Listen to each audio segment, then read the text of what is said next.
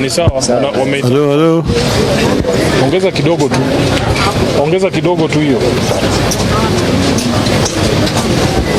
Kidogo tu. We're next, eh? Hapo iko sawa.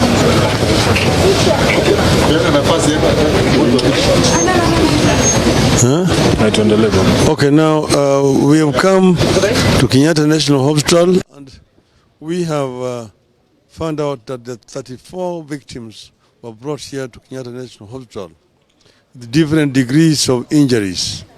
We have seen 22 who are in this particular ward here. They're being treated, and we've seen that they're taking good care of all the patients here.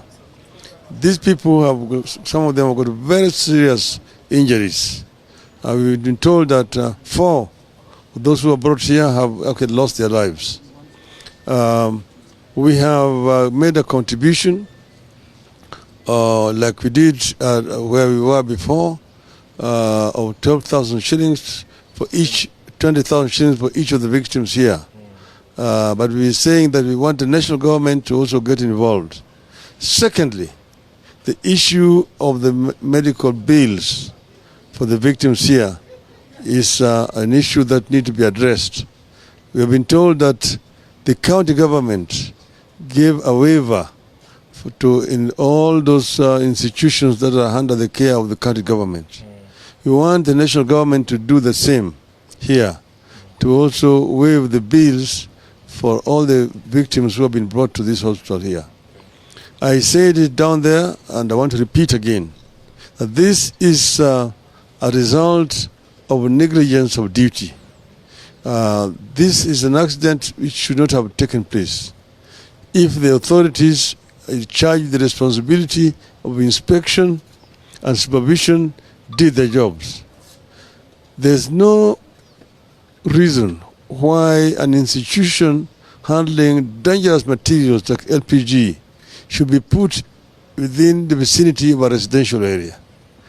This actually goes against what we call the Factory Inspectorate Act, and this should not have been allowed. The fact that this institution has been there for more than a year shows that some people are sleeping on their jobs. This is something that is very worrying indeed, because you're placing the lives of many Kenyans at risk. And when a thing like this happens, it's when you realize. But we know that there are several other installations around the city of Nairobi and the other part of the country which are similar to what has just caused this disaster here today. We want to tell the government to not to sleep on duty.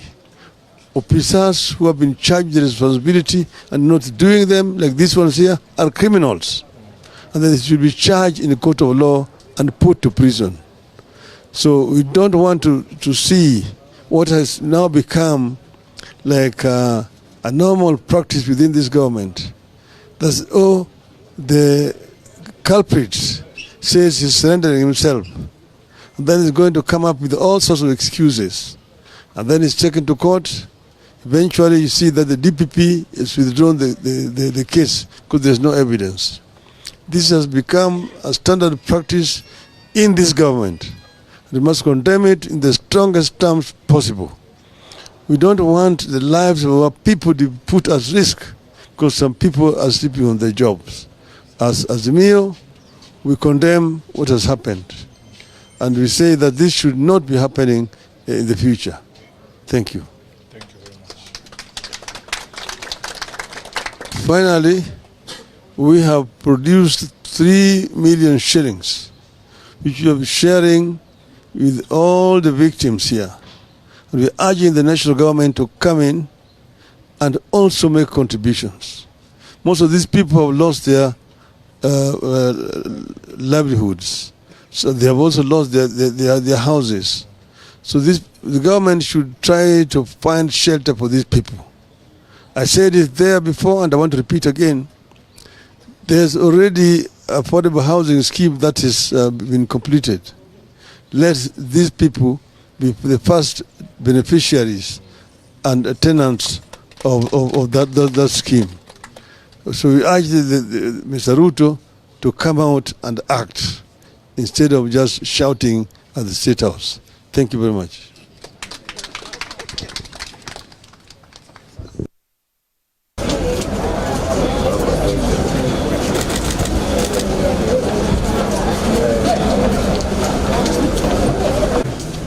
Yes.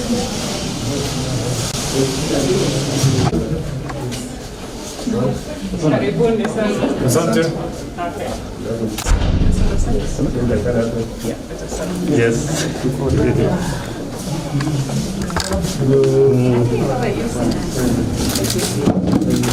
Karibu sana.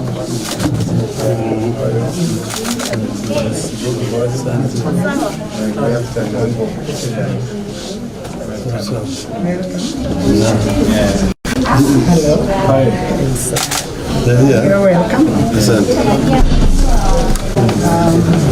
My name is Dr. Ivan. I'm the Director of Clinical Services. We are just visiting. We have with us our board members. Yes. Our two board members. Dr. Odinga, representing PS Health, and Professor Usani. Being in University of Faculty of Life Sciences. So we are together with language. Oh, good. Very good. We also see how the patients are doing and how they're being cared for. So we just come to see whether the hospital is doing the right, is taking good care of them. Yes, and they have indicated to us the treatments they are giving, and so far they are doing well. They have a heavy patient load. Some of them are in theatre, but others are being attended to in daycare, and others will be released in daycare, but others will go to theatre. Okay. So how many do you have? Dr. Inwani is the Deputy Director of Clinical Services, who is on the ground. She has all the details and allow us to Dr. Inwani, how many patients do you have? Totally received 67, and we have 22 here. In this unit, we have got others in the critical care units, which are based in the main hospital, some in the burns unit, some in the main critical care unit, and we have another burns unit on the 4th floor. So they are spread depending on the condition. Yes. Yeah, but the ones we have here are 22. But some with severe burns, like the first patient here, and others with moderate to mild burns. So some of them are actually on their way home. Dr. Chua, where are you? Dr. Chua is the primary doctor who is managing here. So I'll allow you to introduce all the patients quickly. Yes, we can start with.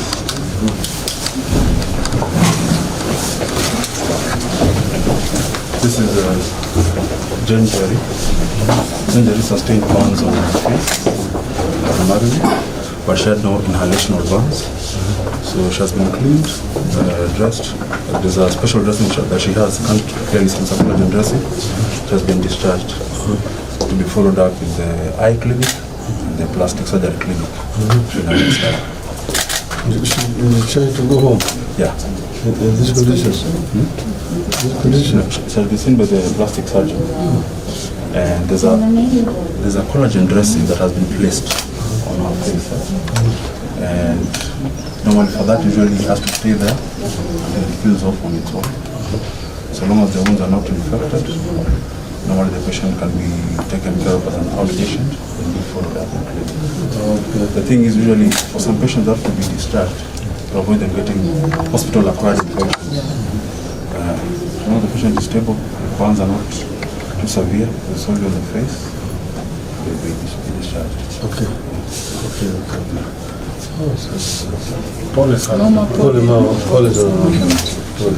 Also social issues, children at home. The earlier you can get them out of the hospital, that's fine. Okay. But now also they have to process the discharge. And as long as they checks, they will stay here until it is either they're waived and go. Okay.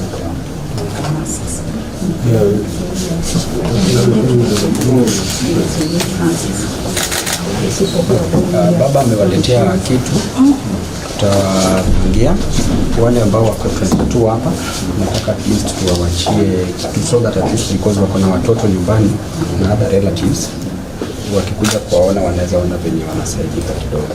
So for the 22 who are admitted, the 22 are here, yes, but we have 34 in the yes. Now let's talk of the 34. So all the 34, tukishamaliza kuwaona, we will talk with you. Kando at least every person utapewa 20,000 utawapatia for the 34.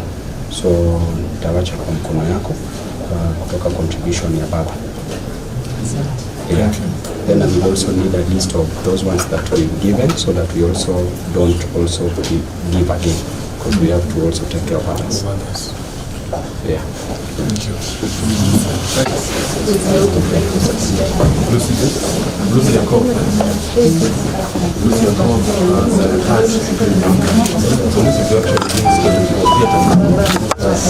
There's a layer that's not even moved. But also, even if it's not immediate, unless I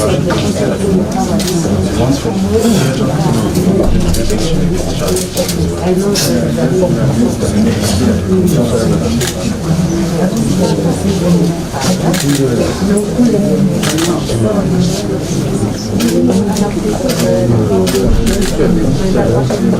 So who's supposed to take care of the medical process? The waiver process. Yeah, but one in charge. She's there. Yes. No, anyone? sorry? It's our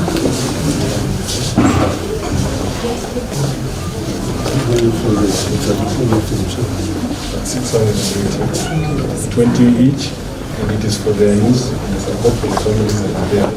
As we have a conversation with Dr. here about what the government is doing, because at least the county government had waived the bills for the county hospitals. But this is a facility under the national government. I don't know what commitments they have given you so far. What we have received in kind support through the Ministry of Health. Therefore, we are yet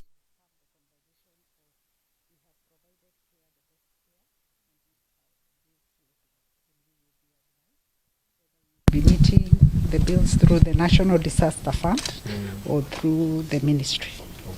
Yes. You need to take this up with the ministry. Okay. Yeah. Daktari. Although hii isiende kwa bills. Haiendi kwa bills, but it needs to go into safe custody. Yeah, thank you so much. Yes. I wanted to find out of the people you received, have we lost any? Yes, we have From lost. day one? Yes, we have lost 4. All the 4 have